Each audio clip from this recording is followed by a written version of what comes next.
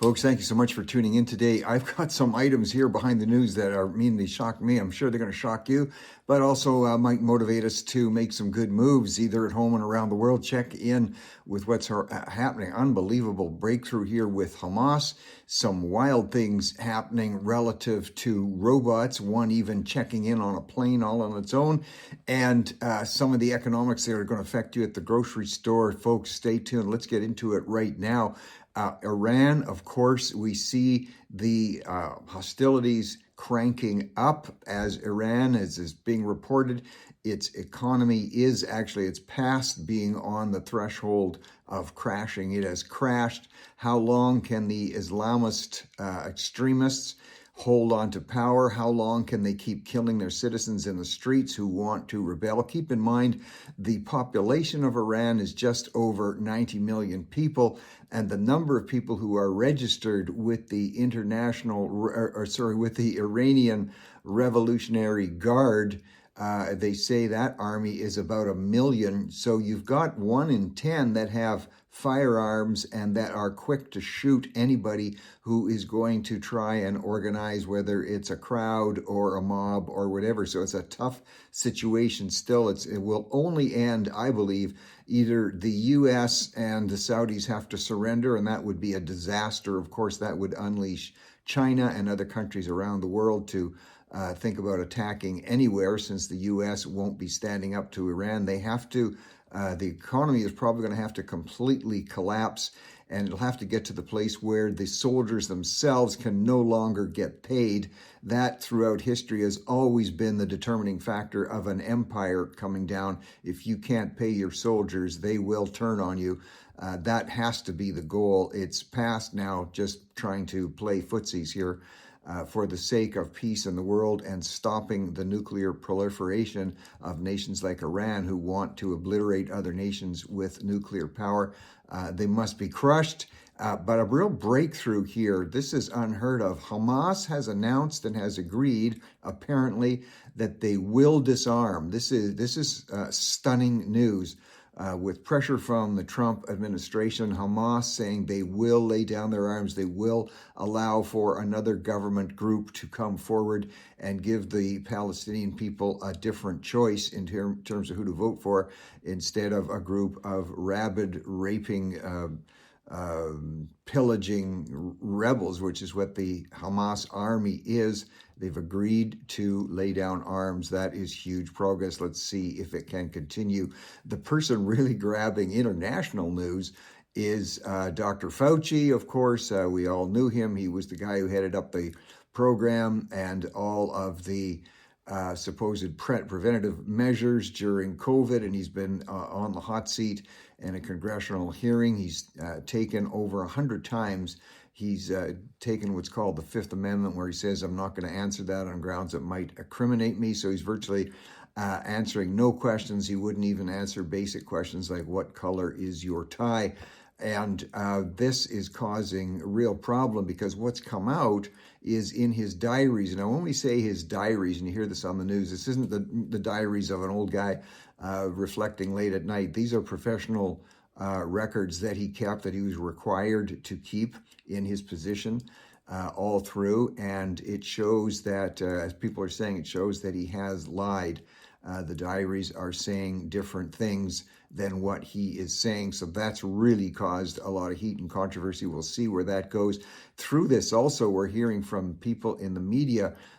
Brittany Hopper was a well-known journalist at the time, working for CBS, and when she started to raise innocent and honest questions like, do you have proof that standing 6 feet apart does any good? Do you have proof that wearing a mask while you're outside when nobody else is even around, do you have proof that that has any positive effect? When she was wanting to ask questions along these lines, and what about all the competing medical studies that show the huge amount of deaths, increase in deaths, which apparently are unanticipated deaths? Just a ton of questions, and her not being able to ask these, and she was eventually punted from her job. And this is just causing all kinds more questions to be asked. And folks, one of the things that a number of us have been saying is, let's just have a clear and honest discussion. Let's look at the facts. Let's get the philosophies out of it and have a hard look at the facts. That's the difficult part in all of this. And Dr. Fauci certainly coming under real criticism for not stepping up and answering. And actually, he is protected because he's been pardoned. Joe Biden pardoned him from anything he did during those particular times. So if there was an opportunity for honesty, it would be now. Let's hope that emerges. The other one thing that's emerging in Spain right now, you've seen this, thousands of young men swarming across the border. It's in the area called Ceuta, if I'm pronouncing that correctly. It's Ceuta. Thousands of young men swarming the border from Morocco, from Africa. It's everybody who has any common sense is calling it an invasion of untold proportions. Even the Prime Minister, Pedro Sanchez, who has had a ludicrous position about being wide open immigration without checking on people's backgrounds. Now he's facing the full brunt of it, and he is now being forced to send in the military because in this particular area, just over the last 2 days, where thousands of men from Africa are swarming over the borders, 18 people have died. It's a catastrophe when your country has a policy of open immigration and not keeping criminals out or not sending criminals back home when they commit those certain atrocities in your country. You're just going to have problems. I hate to say that the Prime Minister of Spain, Prime Minister of Pain might be the better word, Pedro Sanchez invited this. He's brought this disaster on Spain. Let's see if they can correct it and come back with common sense border policies. I don't know if they'll be able to. In the whole argument that goes on relative to should governments be funding companies, private companies, and in the U.S. we've seen where they supposedly, Republicans have a strong small c conservative policy, which means keep taxes at a decent level and regulations keep them from over regulating, but allow companies to move ahead.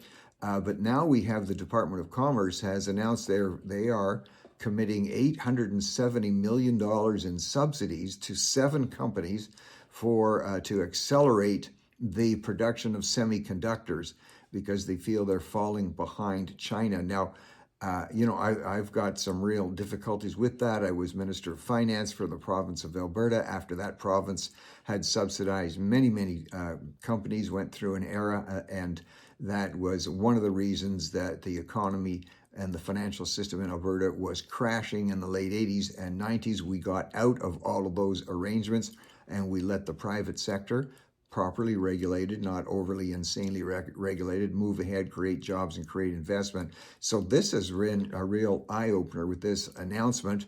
Hard to say where it's going to go, and especially at a time where China is, in fact, as I've been saying here for weeks, if we in the United States and in Canada, if we are going to ban the development of artificial intelligence and ban these centers which can have amazing breakthroughs for humanity, then we're going to let China just surge ahead. That's exactly what they are doing. One of the biggest companies in China in terms of robotics, their name is Unitree.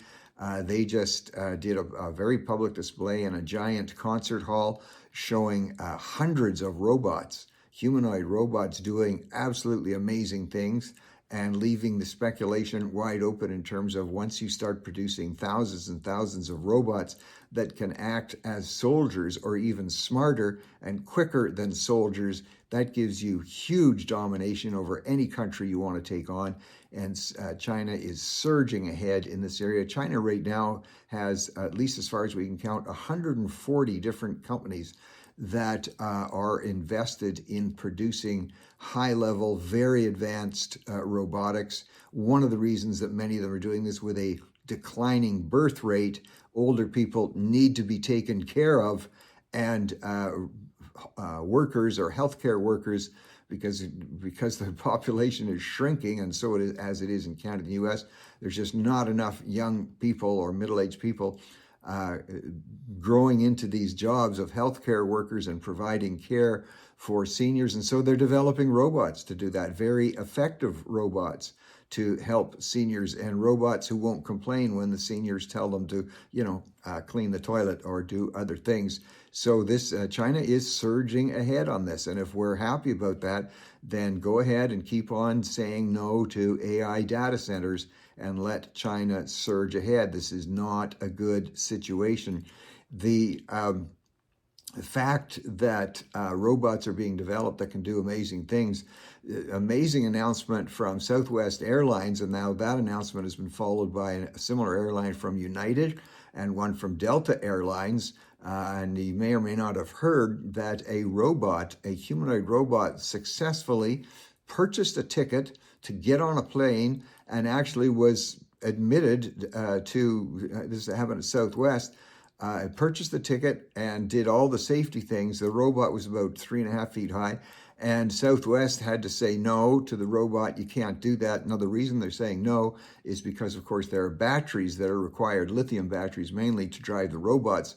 So that's why these airlines are saying no to the robots. But what they're also recognizing is, as these robots become more and more sophisticated, you can have people traveling on airlines who normally need another person to come along to help them, whether it's to push a wheelchair or help them with their cane.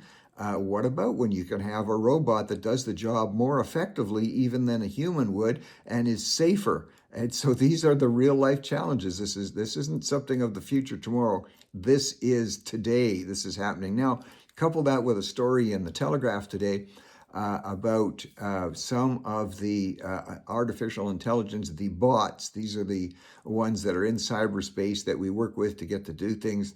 Anthropic has announced that a number of their bots broke free. Bots are like, even though they're electronic and even though they're in cyberspace, they have to be contained. They can't just be let out, because it would be like letting out hundreds of super geniuses to crack into other parts of the internet. And that's in fact what happened. A number of the bots from Anthropic did break free, and it was not corralled and shut down for about 9 days. There is evidence that these bots went a little renegade and were breaking into other areas of the internet that they're not supposed to be in. So folks, all of these things are happening. This is not the future. This is happening in real time today. Along with that, let's switch over to a story that's not going away, and it's to do with the WNBA, the Women's National Basketball League, of course, the professional league.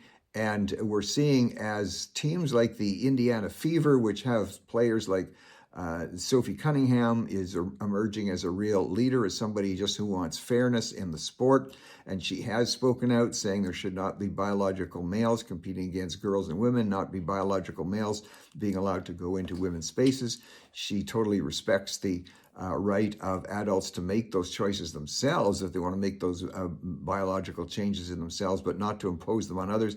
And she's getting absolutely slaughtered, even though, and I said this yesterday, 90% of the population agrees with her, and we've been saying people need to start standing up. And so that's been happening as they go to different games. Huge rallies are taking place outside of these stadiums. Some of them are kind of like protest rallies. The majority are people who are supporting Sophie and who are basically saying, it's parents saying, protect our girls.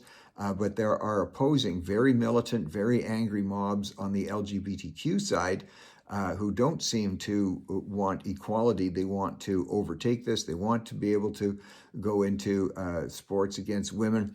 And this is really beginning to rage. It is not going away. Statements that J.K. Rowling has made in this regard have created huge problems. You have the leader of the opposition in Canada, Pierre Poilievre, has come out supporting the statements made by J.K. Rowling. In Canada, we've got a bit of an issue. Those are American friends who watch and listen here. You like to go to Tim Hortons, and we talked about this the other day.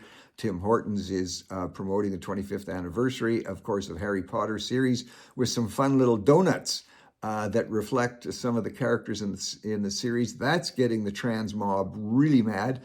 People shouldn't be allowed to buy fun donuts for their kids who love Harry Potter series. It's getting out of hand, folks. One of the images, as far as the sports world goes, that continues to emerge is that awful scene in Paris 2024, the biological male boxer smashing to a pulp the face of a female boxer, and quite rightly, there are that finally takes something like that to get men to stand up. I say again, men, stand up. Dads, go to these meetings. Don't be angry. Don't be screaming and shouting, and go to the sports fields and say that it is not right for biological men to be smashing your daughters, competing against your daughters, and destroying their hopes and dreams.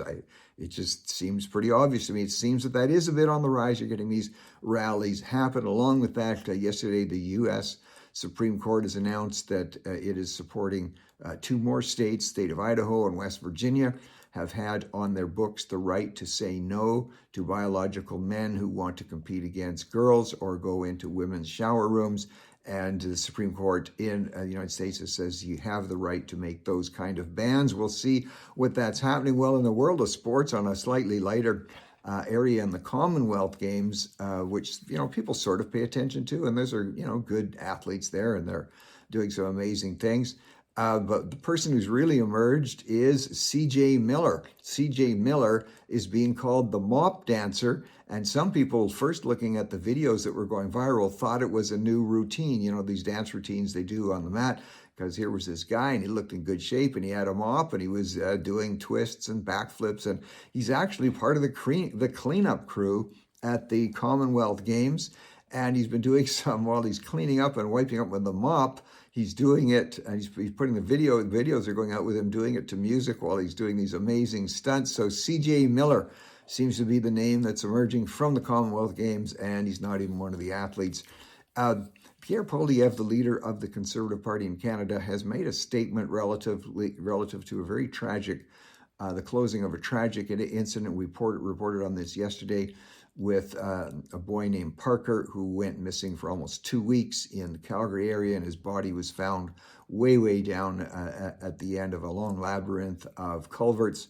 Pierre Poilievre has a daughter who's 7 years old who is also equally autistic, and he just wants to raise the level of awareness and care and supervision and the need that parents with children who are autistic, and when I say on the spectrum, we're talking about what you and I would recognize, let's say, as severely autistic.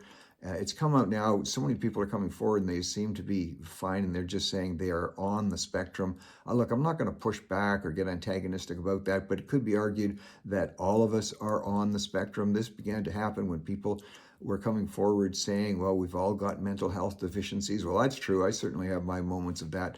But we need to really focus on the most severe needs at this particular point. And I have to say, and some people are just starting to comment now, I think maybe following my lead, I don't know.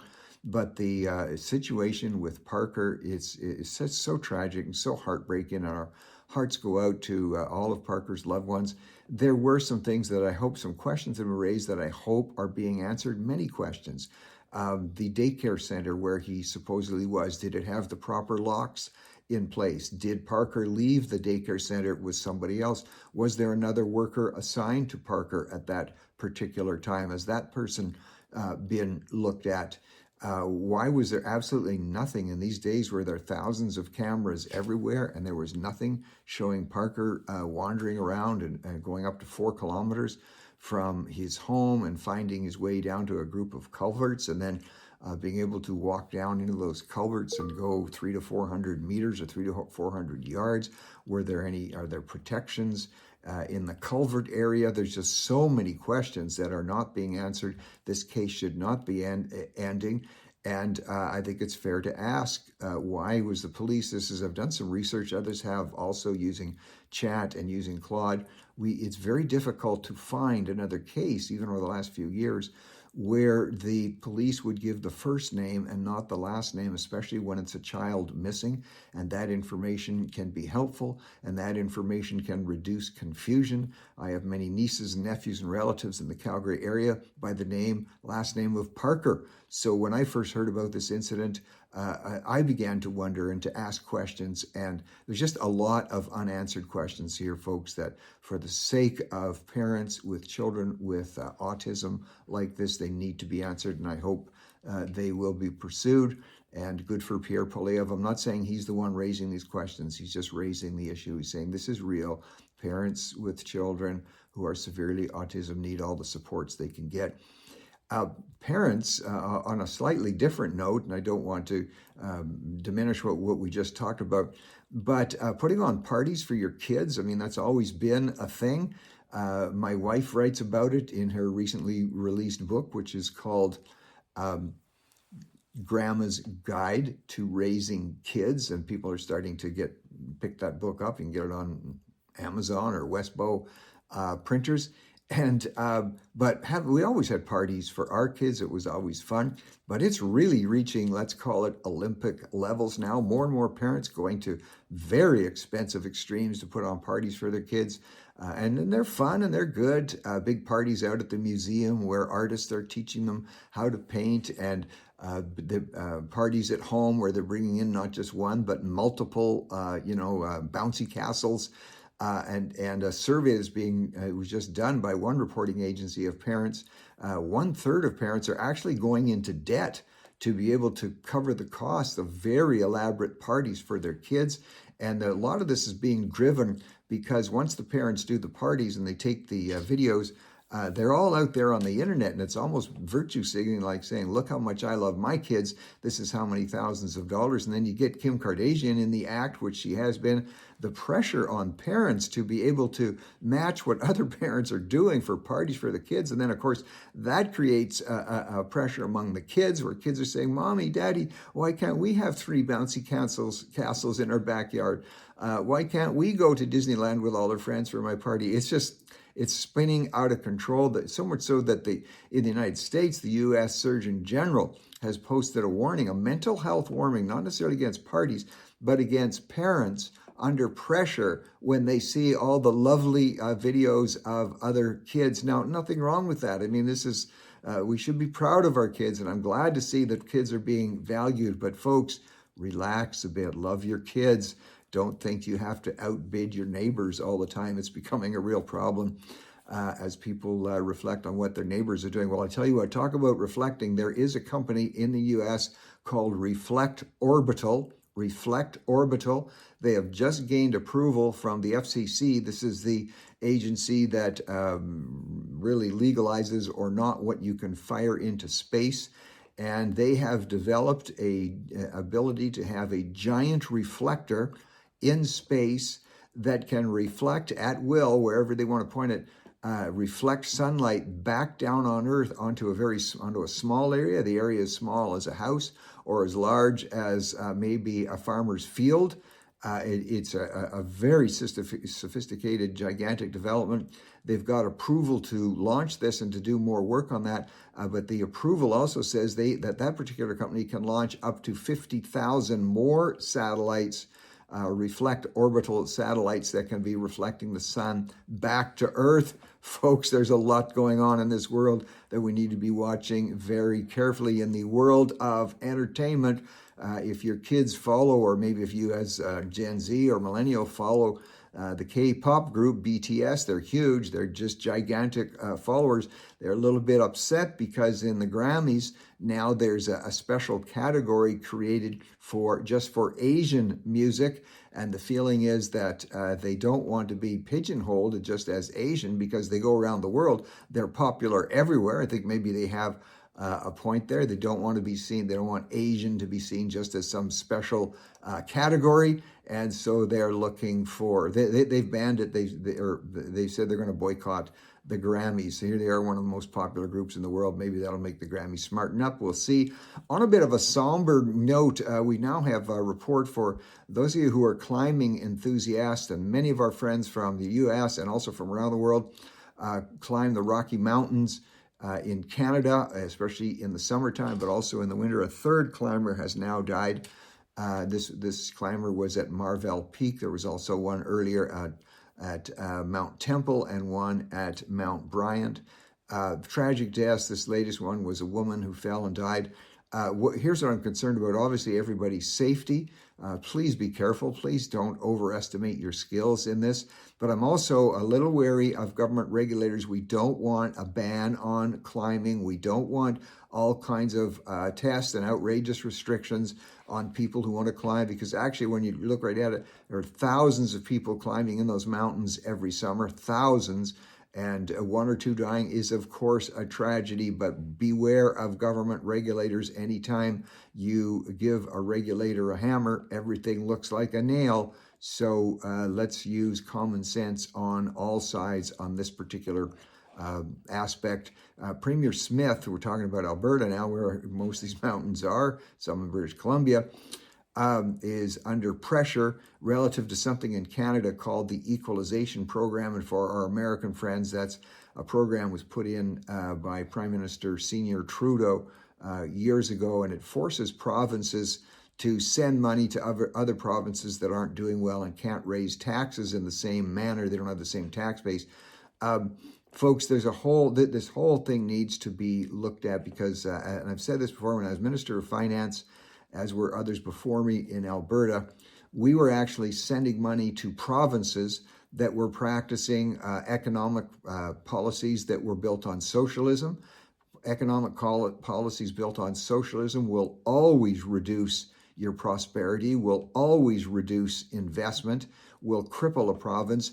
But in 1993, for instance, in Ontario, Bob Rae was the premier. He was NDP, he was a socialist, and he brought in ridiculous socialist economic policies which were destroying the province. Matter of fact, plunging everything in Ontario so much into debt that the International Monetary Fund was even commenting on it and saying how that was affecting the credit rate for all of Alberta. So listen, more power to Premier Smith in Alberta for challenging some of the aspects of this. Provinces that are willing to bite the bullet, willing to look at reducing debt. And folks, we are on a debt race. I've talked about this before. If we don't rein it in, our economies will collapse. And she is saying some very appropriate and responsible things here. And that program does need to be looked at. It's part of the Constitution now. I don't even know if you can abolish it, no matter what your people say, but it can sure be fixed to be a lot better. So more power to her. With all of these wild stories today, maybe, and even what we're hearing about with the WNBA, the Jacksonville Jaguars basketball team just posted something on their website, maybe in hopes of calming everybody down, and it simply says, God is good. Good for them, Jacksonville Jaguars, with a message, something worth reflecting on. God is good. Enjoy your day. Thanks for tuning in. Talk to you tomorrow.